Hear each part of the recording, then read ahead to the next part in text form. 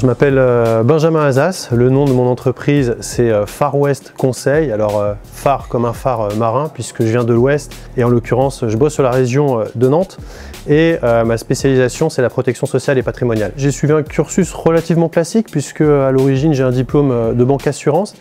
Et puis je crois que l'expérience la plus significative c'est quand je suis rentré dans le réseau commercial salarié d'AXA en l'occurrence, ça c'était en 2008. J'ai appris énormément de choses, c'était une super école de vente, donc sur la protection sociale et patrimoniale toujours. J'ai eu des super managers qui m'ont appris plein de trucs et c'était super. Et j'en ai eu des moins bons qui m'ont donné peut-être envie justement de partir et de me lancer. Donc je les remercie également. Ensuite j'ai été agent général pendant 5 ans. On était plus sur l'assurance de biens, donc ça me convenait peut-être un petit peu moins. Et donc je suis rentré dans le réseau il y a 3 ans maintenant, en 2022 pour être précis.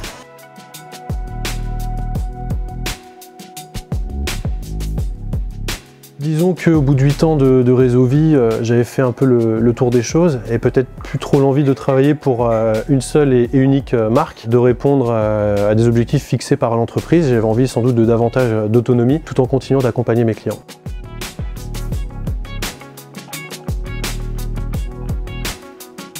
Ce qui me passionne dans mon métier, c'est l'accompagnement de mes clients dans la durée. Au fur et à mesure, on devient clairement un acteur de leur vie quotidienne. C'est ce qui me passionne et donc accessoirement développer mon portefeuille.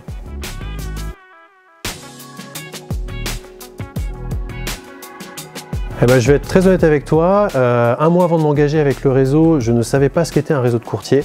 C'est une inspectrice qui m'en a parlé. J'ai sollicité 3 réseaux, 360 ont été les premiers à me contacter et le courant est bien passé, preuve en est, je suis là 3 ans plus tard. Quel que soit le domaine dans lequel on entreprend, on s'imagine tout de suite être actif dans le métier, or il y a plein d'à côté.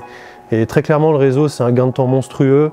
L'ouverture des codes, la possibilité d'échanger avec des confrères déjà installés depuis longtemps, qui ont déjà un recul sur l'activité. C'est un accélérateur pour réussir, c'est un accélérateur pour se mettre en place, pour l'ouverture du code, pour avoir, il faut le dire aussi, accès à des avantages en termes de rémunération. Très clairement, je vois que des avantages et je vois pas un seul inconvénient puisque on continue d'avoir notre portefeuille.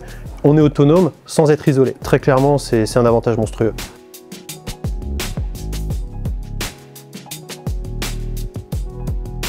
Ce que j'ai aimé dans le réseau, c'est l'accompagnement des encadrants et puis évidemment la possibilité de discuter avec des personnes déjà en place puisque le réseau existe depuis 10 ans maintenant. Naturellement, tu es mis en relation avec des courtiers qui ont déjà bien avancé dans le métier, c'est aussi ce qui fait la force de 360.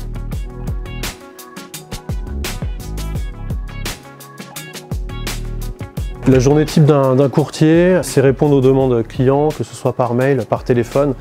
C'est de la prospection, naturellement, pour continuer à développer son portefeuille. Et puis évidemment, c'est les rendez-vous clients afin de les conseiller et d'avancer avec eux. Il n'y a pas une journée qui ressemble à une autre, mais globalement, il y a 2 volets. Il y a l'accompagnement des clients et puis le développement qui passe naturellement par la prospection et la recommandation.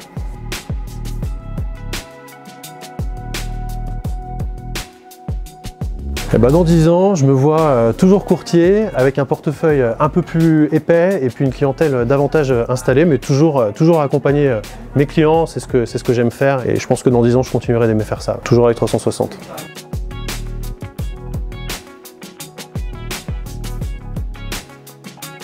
Dans l'assurance, comme dans tout métier, tu n'as jamais 100% de la réponse avant de t'être lancé. Donc à partir du moment où tu as envie, tu as validé ton projet, je crois qu'il faut y aller. Et puis il y a des thématiques qui vont se résoudre pendant, mais en tout cas, je pense que ce serait des regrets de ne pas le faire, surtout quand on aime ce qu'on fait. Peut-être rencontrer des personnes qui l'ont déjà fait pour pouvoir être éclairé, pour pouvoir répondre aux questions qui sont légitimes. De toute façon, ce qu'il faut savoir, c'est que quand tu démarres dans l'entrepreneuriat, tu peux pas démarrer avec 100% des réponses, c'est pas possible. Les problèmes seront réglés au fur et à mesure, mais néanmoins avoir le recul et avoir l'avis de personnes qui ont déjà de l'antériorité dans le domaine, c'est forcément un gros plus.